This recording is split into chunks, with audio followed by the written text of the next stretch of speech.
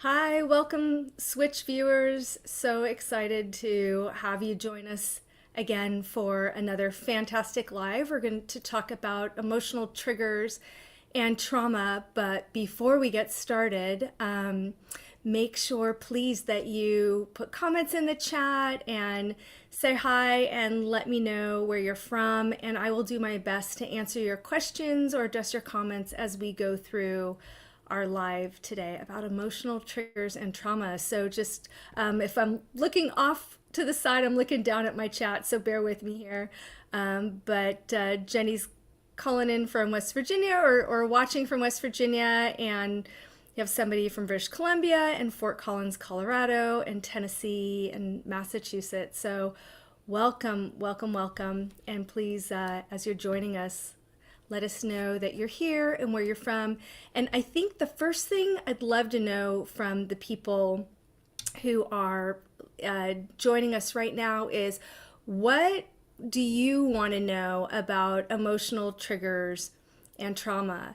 And what are things that we could take a look at during this hour together that maybe you have questions on, or I could give you some more information on how to think about your own emotional triggers, whether you have trauma or not, or you identify as having trauma.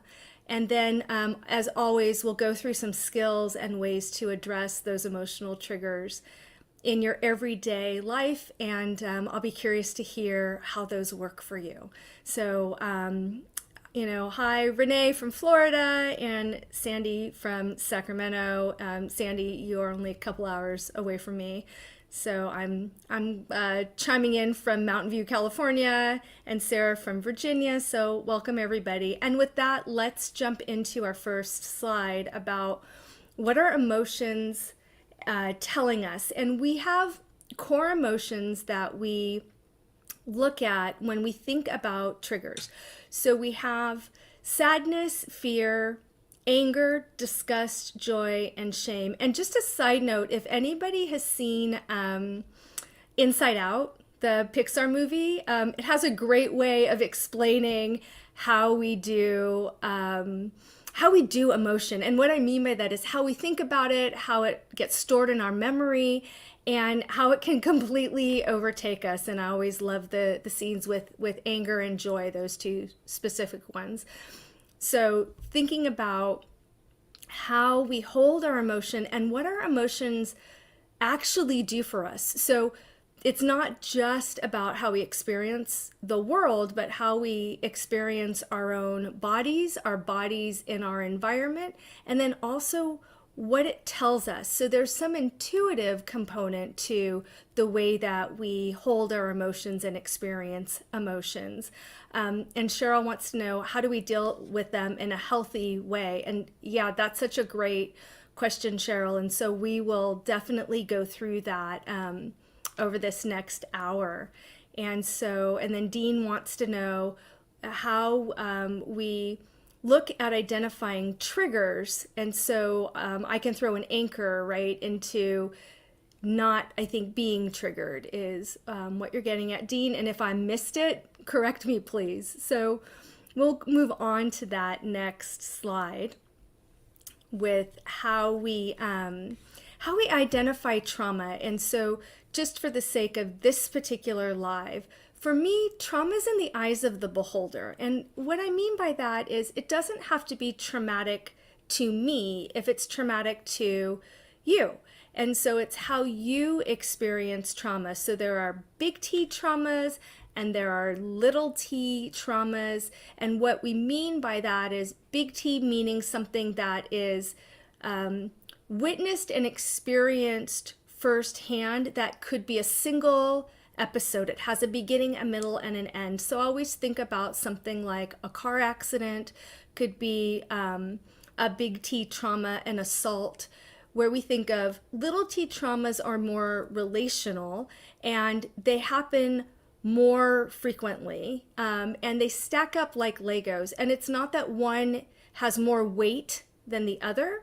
What we know about complex trauma is it can be all of these little t traumas that keep stacking one after the other. So if we think about being in a relationship, a toxic relationship with somebody who's emotionally or verbally abusive, that can be what we might class as a smaller type of trauma. But over time, those traumas stack up and they absolutely shape how we see the world and how we experience the world, and looking at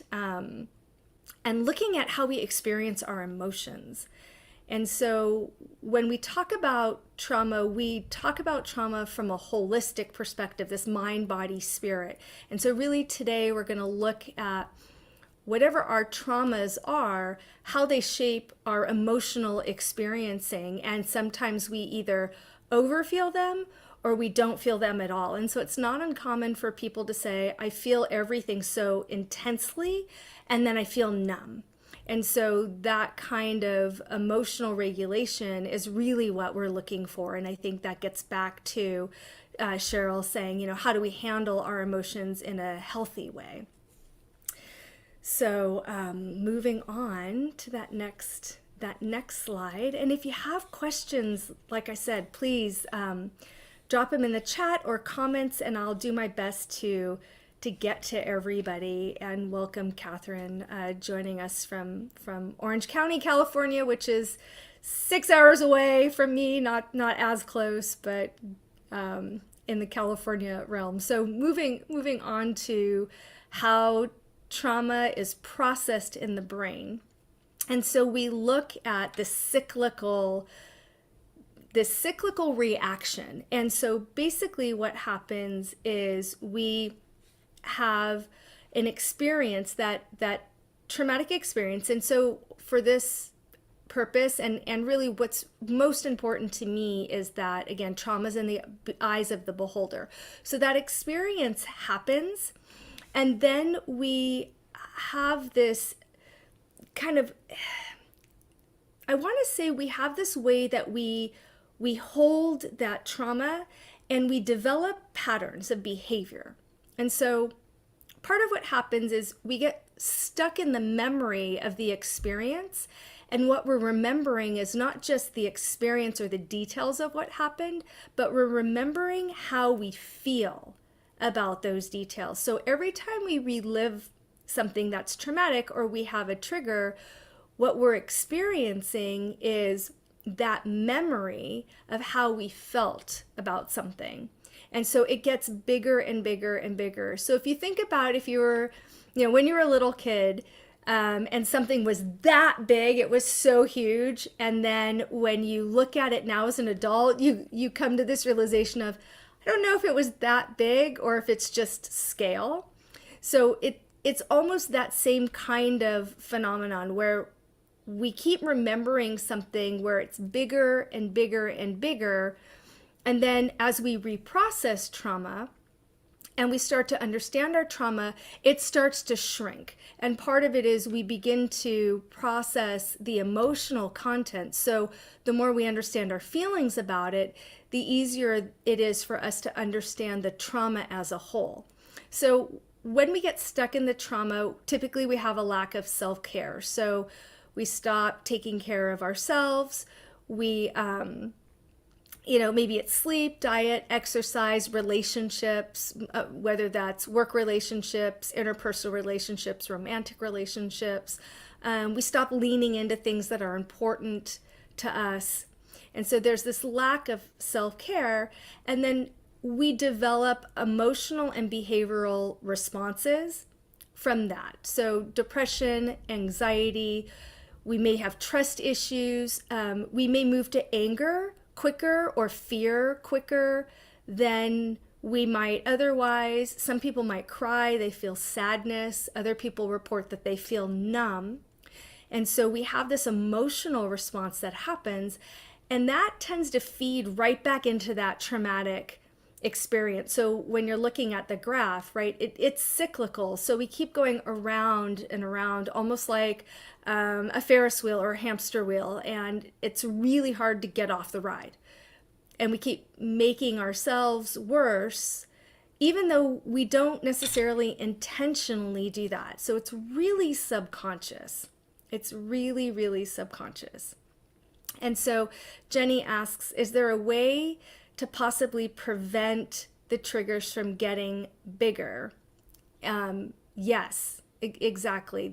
That's part of what the skills development is for, but also there's a lot of different therapeutic models that will help keep those triggers from expanding with doing that process work. So journaling is one, EMDR is another. We have a lot of cognitive behavioral or CBT, DBT type skills-based therapies that help, and then also somatic experiencing. So there's a lot of different models that help us start to process our trauma that also then helps us get a handle on what those emotional triggers are. So part of it is identifying what is the trigger. And so we can move to that next slide. And so just real quick overview of the brain is that when we have the trigger, we have this fight, flight, freeze response. And this graph shows you where that trigger, the perceived threat, the trauma triggers, and fight, flight, freeze triggers, where those are identified in the brain. And really all of these external factors become internalized experiences with emotional content. So every time we re-experience a trigger, if I was in a car accident and, for example, if I was rear-ended and I was hit from behind, every time I look in my rearview mirror at a stoplight, I see a car approaching, and that car is approaching really quickly. I probably am going to grip the wheel and tense up. I might have a fear-based reaction. I might get extremely scared. I might shut down emotionally, but I'm having some kind of physical and emotional response by being re-triggered by seeing the car in the rearview mirror. So that is an an example of how that process works in the brain. So the perceived threat, trauma triggers, and then that fight, flight, freeze also have emotional components. So they're really not decoupled, and that's what makes it so difficult, Jenny, to figure out how to actually shrink them, right? Or Dean, what you were saying is, finding ways to get out of the emotional reaction and being more grounded by recognizing what those triggers are. And so some of it is that because the triggers are rooted in experience, not necessarily only emotion, we've attached emotional meaning to it. It makes it really difficult to identify what the actual triggers are.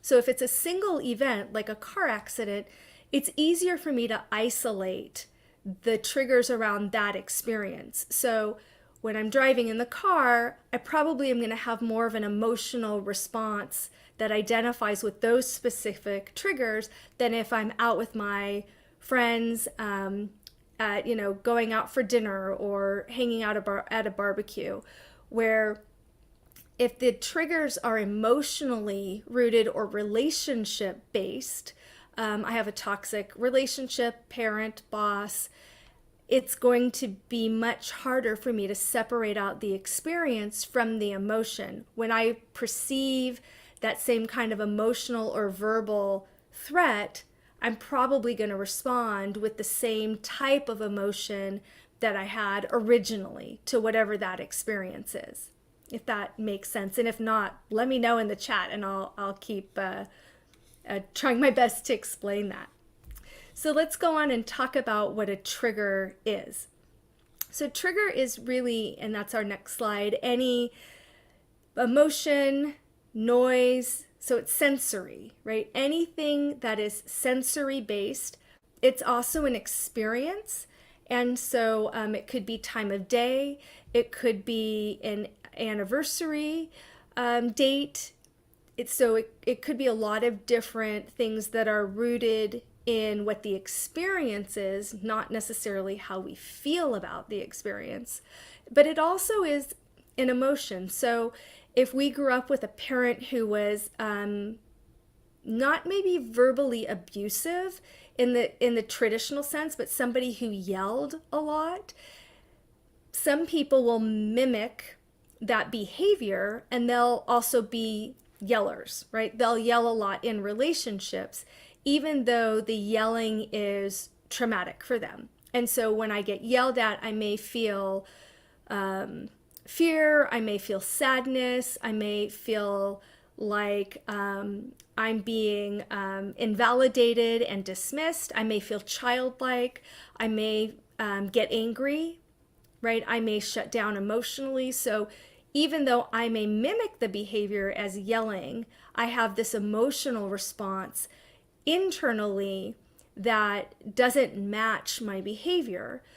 For other people who grew up with a parent who yelled, they shrink.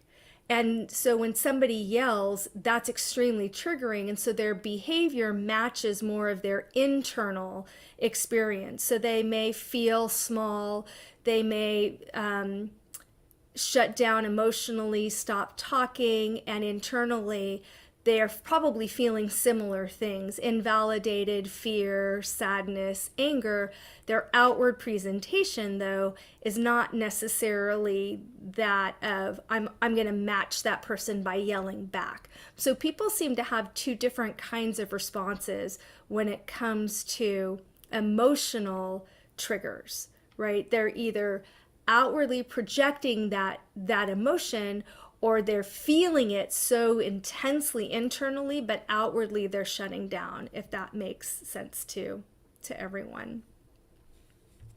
So again, if you've got questions or comments, please, by all means, ask them.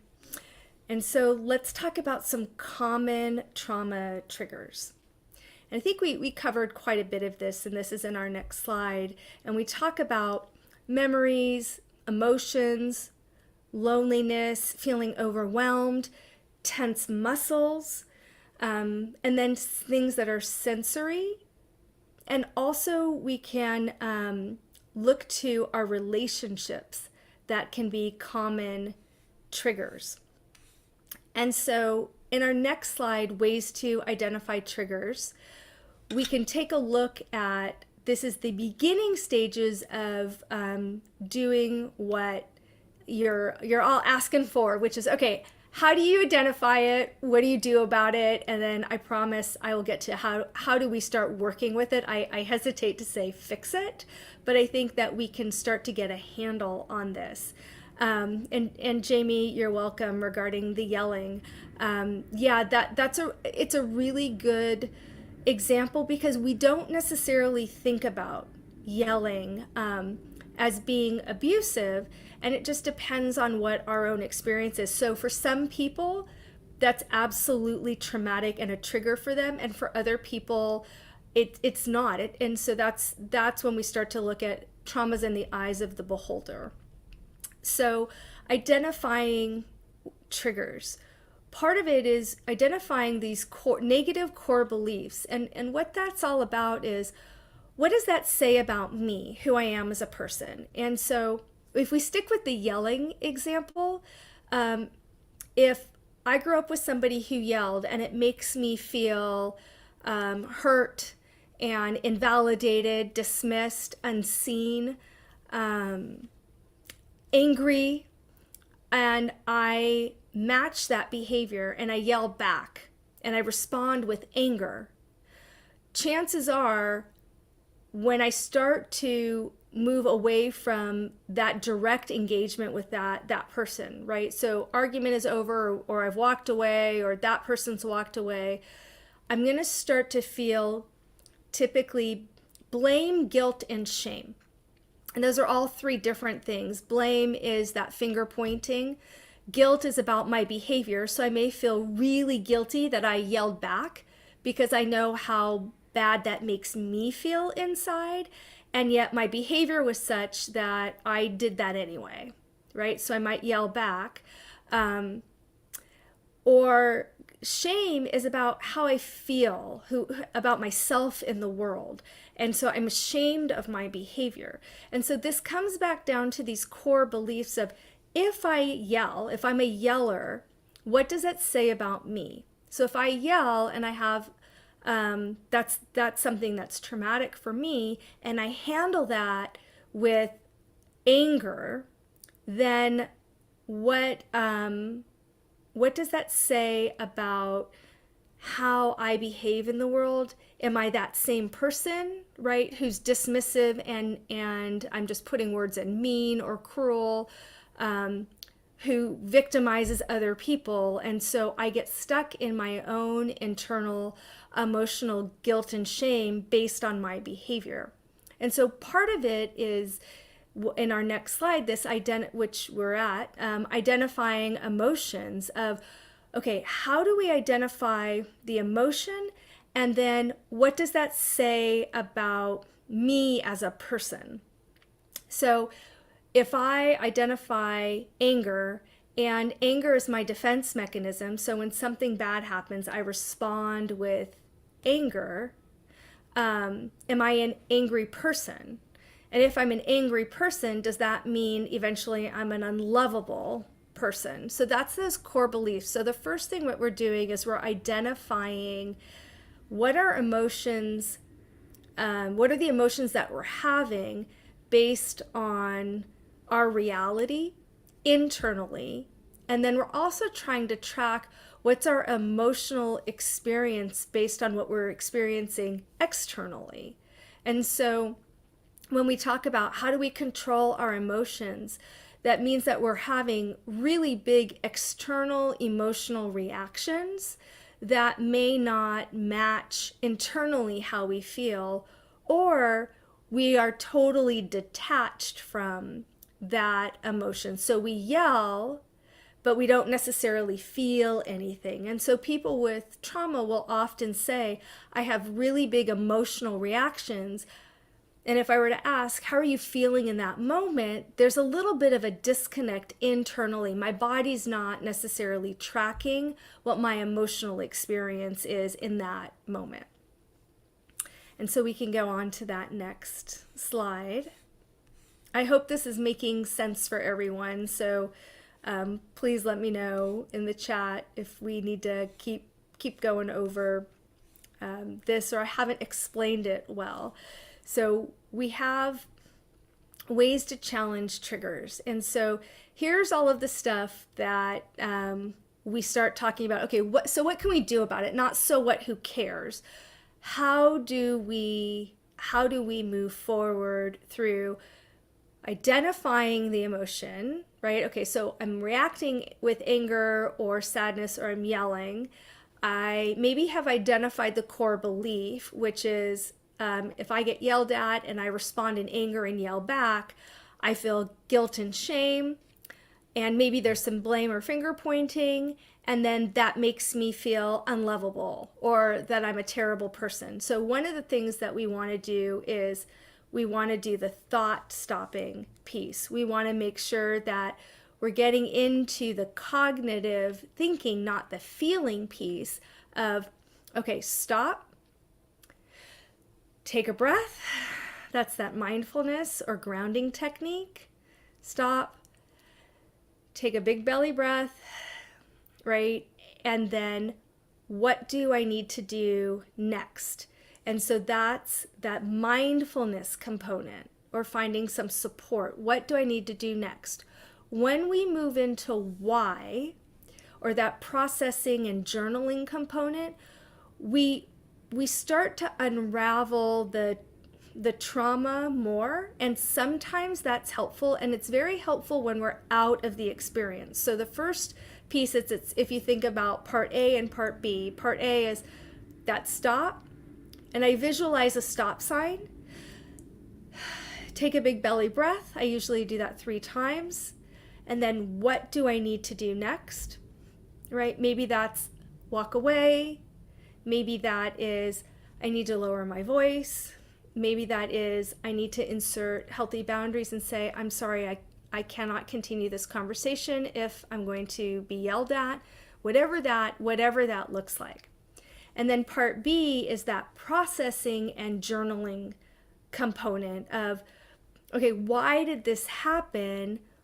Why was I triggered? Can I identify what those triggers were?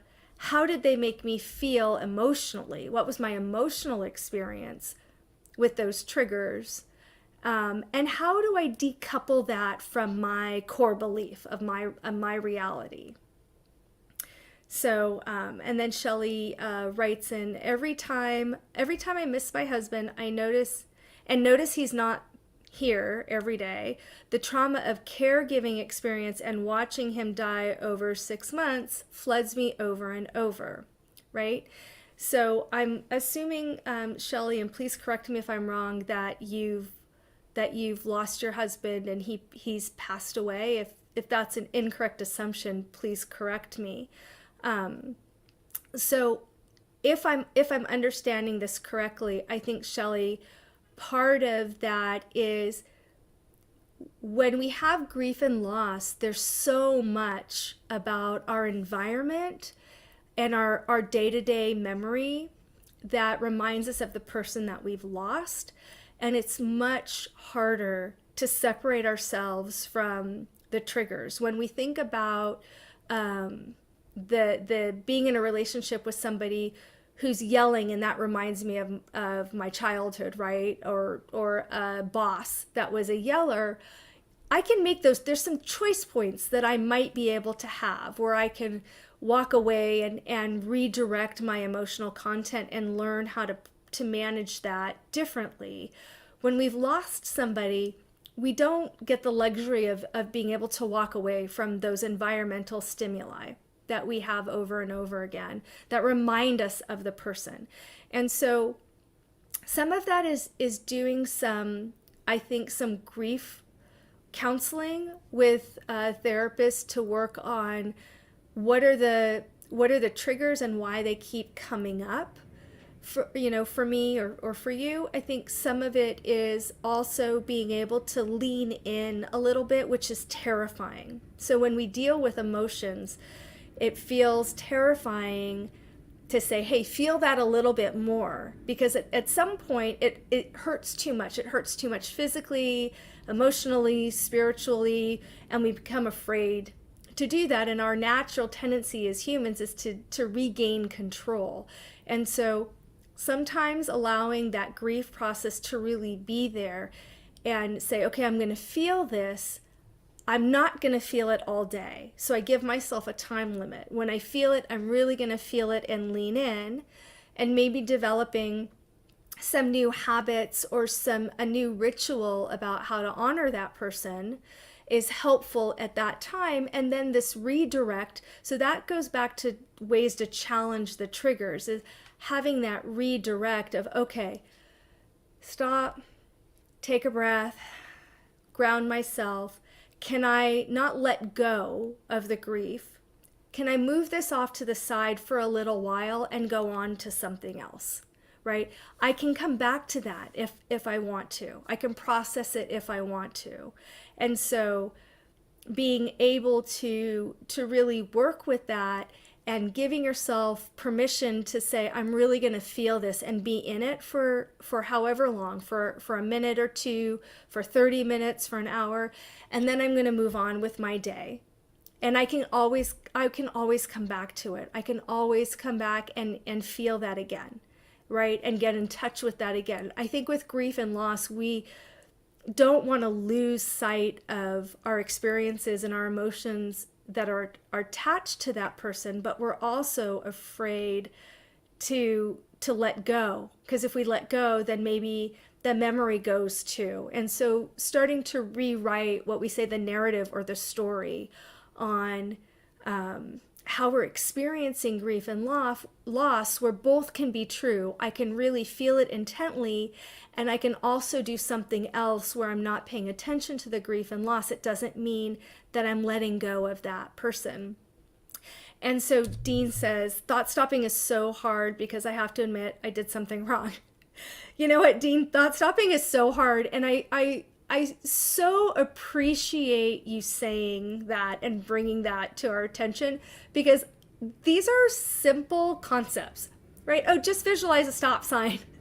And if it were that easy, you'd all be doing it, right? It's so hard to do, and it's behavior modification and training. And we have to do it over and over and over in order to learn the skill.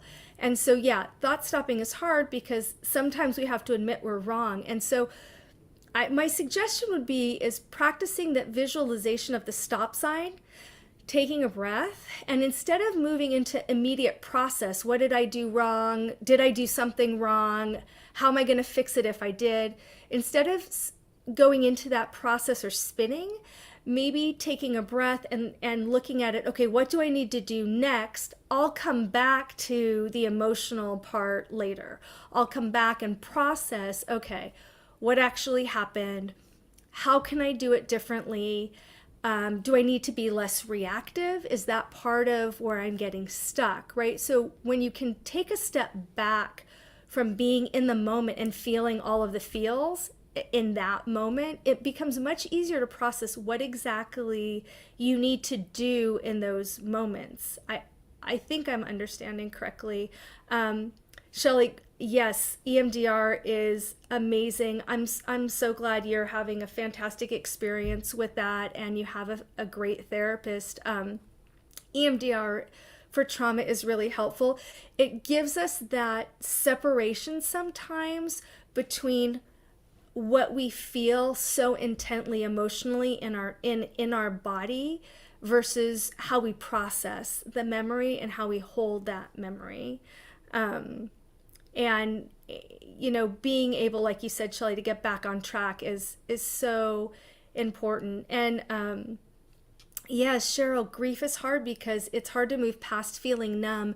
And that's so common with grief and loss and with trauma, where I'm having this anger or response, or I'm having this, overwhelming sadness response, and yet internally I feel numb or flat, right? There's this complete disconnect between my emotional self and my in my internal reality and what I'm experiencing.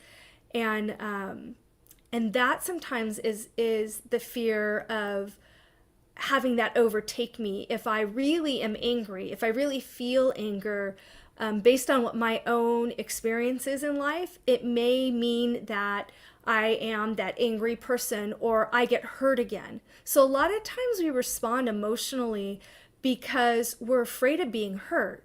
And that's that fight, flight, freeze. And response that kicks in, whether that means we're emotionally hurt, whether it means we're emotionally and physically hurt, we tend to shut down. And so we go numb, even though we're emotionally having a reaction.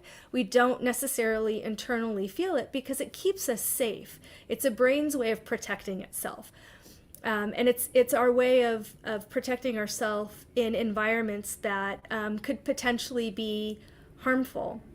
And so it comes up with grief and loss, like Shelley, you're saying, right? It comes up with grief and loss because it's this fear of, if I let go of the feelings, I'm going to let go of the person. If I let go of the feelings, I become numb again, and then I have nothing to hold on to. So not only is the memory gone, but the emotional content, right, and my experience with the emotion, and my experience with that person, my experience with all of these memories are gone. And so going numb is one way that we defend ourselves. And it's not conscious. It's a very subconscious response. And it's part of what keeps us safe. And so sometimes when you're in that and you see that you're having an emotional reaction, but you feel disconnected or numb from it, really checking in and asking, okay, how am I actually feeling right now? Right? If I could put a name to numb, am I tired? Am I bored? Am I hungry? Right? Is it basic needs that are not being met? Is it that I'm so angry that I feel like I'm going to lose control, so I'm just numbing out so I don't have to experience that level of anger because that's terrifying, right? And it's so scary that I might lose control. I just don't want to feel it. So again, once you're out, like I was suggesting with Dean, once you're out of the process, right, you've been able to redirect and move on to what's next, coming back to it later and saying, okay, what's this really about, is helpful. A lot of times with the emotional regulation, when we're looking at how we manage our emotions and emotional triggers, one of the things that we want to do is really check in with that emotion. So if I have an anger outburst, am I really angry or am I fearful? Am I angry? Am I hungry? Am I angry? Am I tired? Am I angry? And so that's one way to start understanding your emotional response more. And Jenny, that's one way of making those emotional reactions smaller. So every time I can identify, oh, I guess I'm probably more frustrated and annoyed than I am angry. Next time I'm in that situation, I can come back to, am I angry or am I more frustrated? So it helps me really reduce the magnitude of those emotions and that emotional experiencing. And so then if we continue on with our next slide, we can talk more about how triggers impact us and then what can we do about them, I think is our next slide. I'm just waiting for that to pop up and populate. My screen's a little behind. I apologize. Let me know if you have additional questions or comments too about the chat. Or I'm sorry, put them in the chat. So self-care becomes really important. See, there it is. It'll just roll. It'll just happen when it happens, folks. So self-care is really important. And so what does self-care look like? These are just some ideas of self-care. And the idea is when we're really feeling emotional, redirecting that emotional energy and doing something different. And when we're not feeling emotional or we're numb, right? Being able to do something that will help us feel safer, right? Feel something different. So if I text somebody, or I go out on a walk, I can take a break, cuddle a pet, listen to music, enjoy my favorite beverage, tea or something, lemonade, ice cream, whatever it is, right? That gives me a different emotional response, and it helps me start to get out of that processing that Dean was talking about, where getting stuck in the thought stopping and then just continuing to spin on it, right? So yeah, exactly, Dean, being able to put it off to the side. And it's not like, okay, I don't have to deal with it. It's, what do I need to do first? I need to really slow down. I need to get control of my emotional self, whatever that looks like. I can utilize some of these self-care techniques so I can disengage, go for a walk, unplug, listen to music, phone a friend. And then I'll come back and look at that later when I'm not so charged, because a lot of times when we get out of the emotion, we have an easier time to see what the experience was and identify what the triggers are. And for those of us that feel numb, and I really can relate to that, like that's typically a lot of times I'll have an intense emotional reaction, but I feel numb. So for those of us that have that kind of experience, coming back to it allows us to say, okay, I had, this fear response, right? I started to cry, or I got angry. And what was really happening for me internally? Was that really what was going on? Does it match? Does my internal and my external world match? And so then if we go on to the next slide, gratitude, a lot of people talk about gratitude practices. I know we have some fantastic switch journals that do a lot of processing and developing self-love and working on that negative self-talk. And so much of it is founded in research and gratitude research. And we know that it works. Again, it's not simple to execute. It's easy to understand. Okay, I have to identify things that I'm grateful for. And what research shows us is what's on this slide is we know that over 90 days, having a gratitude practice increases mental productivity, emotional regulation, and overall happiness. And it does work. It's really hard to do, and sometimes it's really hard to identify, especially if you're going through a grieving process, if you're trying to work through trauma, if you're learning how to identify emotional triggers and you feel flooded all the time, or you feel numb and you feel like you're emotionally reactive.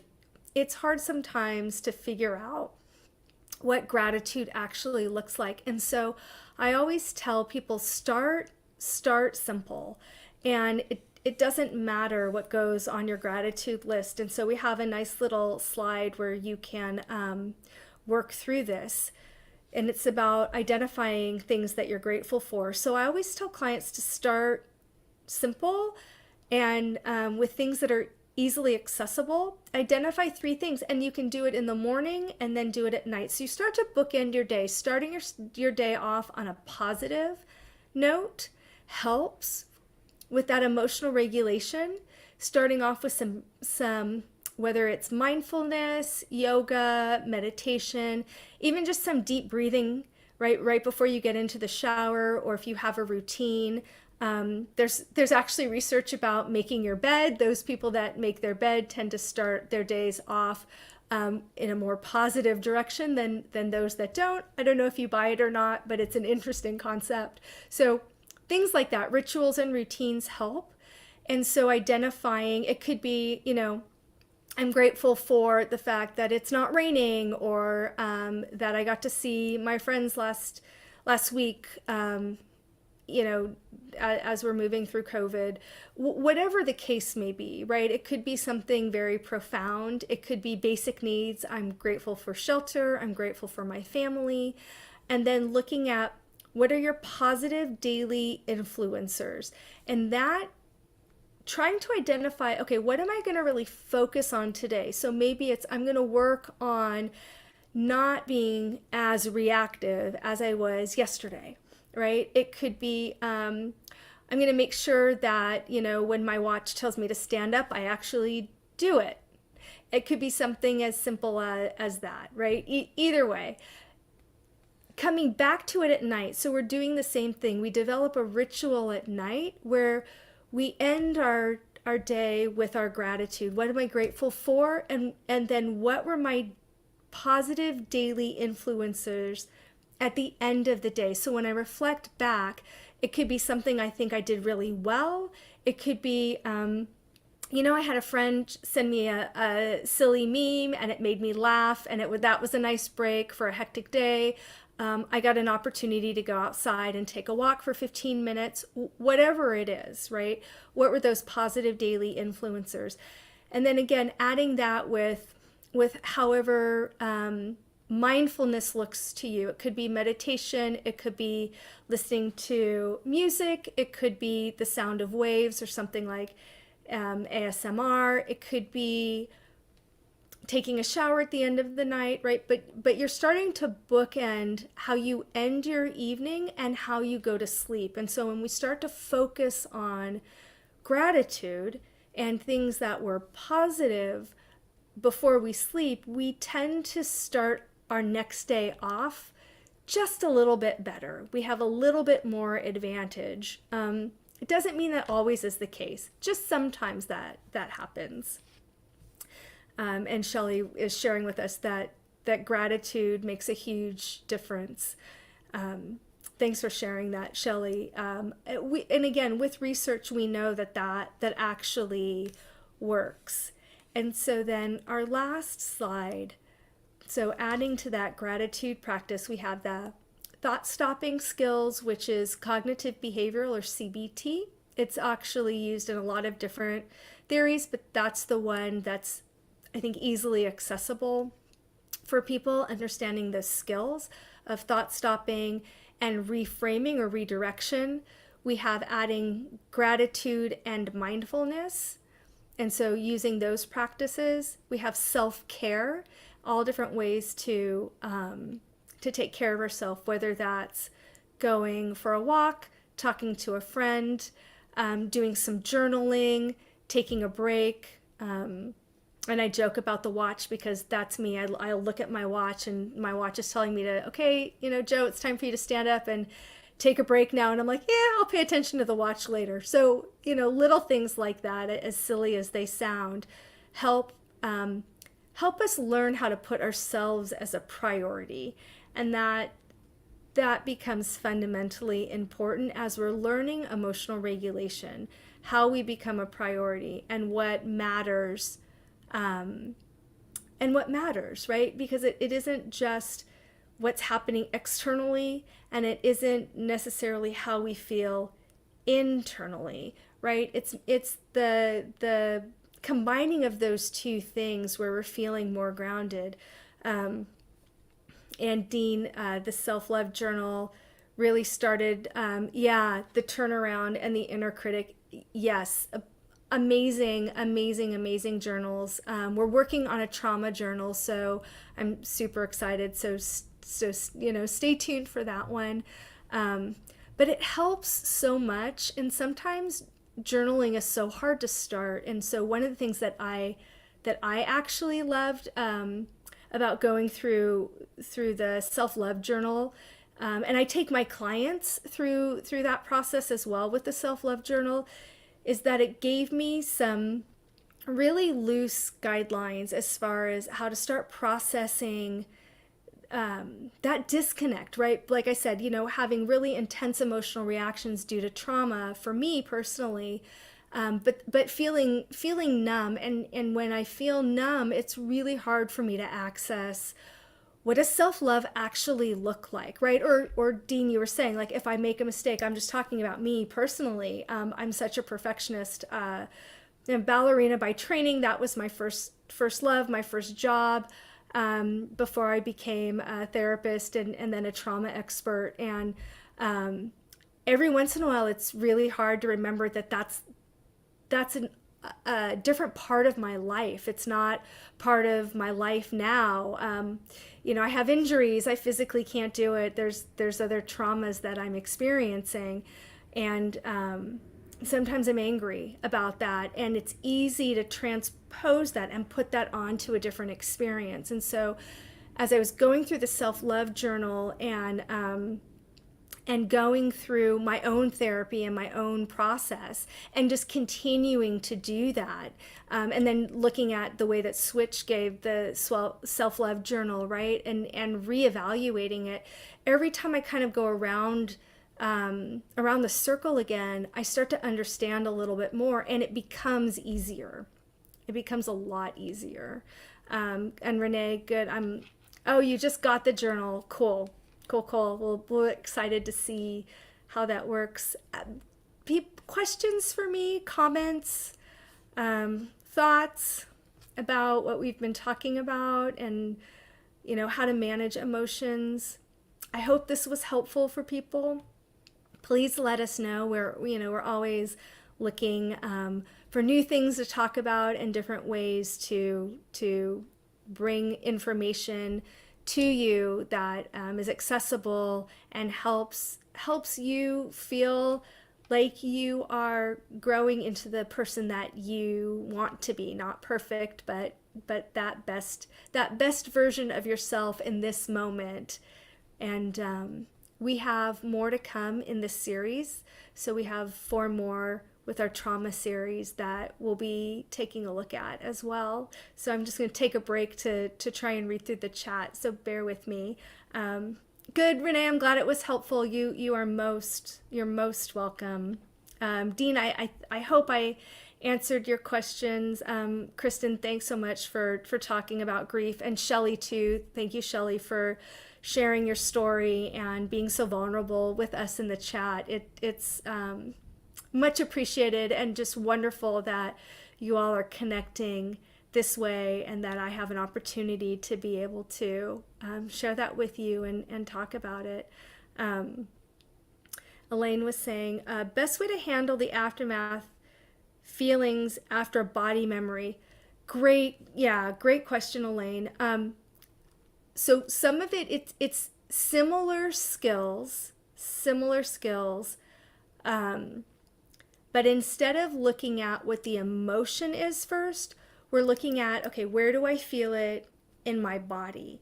And so sometimes what will happen, if we think about the car accident example, and we're watching, in the rearview mirror, this car come up really close behind, and we do this, right? Our body has a reaction first, and then we usually have that emotional flooding where we go, oh, okay, now I'm scared. What if he's going to hit me? I don't want to deal with it, whatever it is, right? Here we go again. This is going to happen again.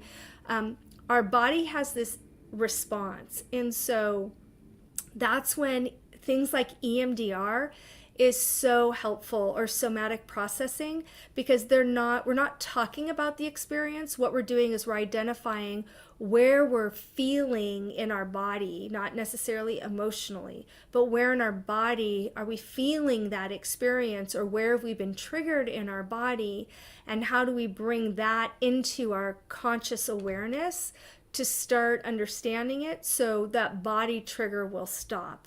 And it's a 60,000 foot answer to your question. The best way is really working on that fight, flight, freeze mechanism. So if you notice that you have a body reaction or a body trigger, you probably will notice that your fight, flight, freeze responds in a certain way. You may get angry, you may completely shut down and freeze and run away,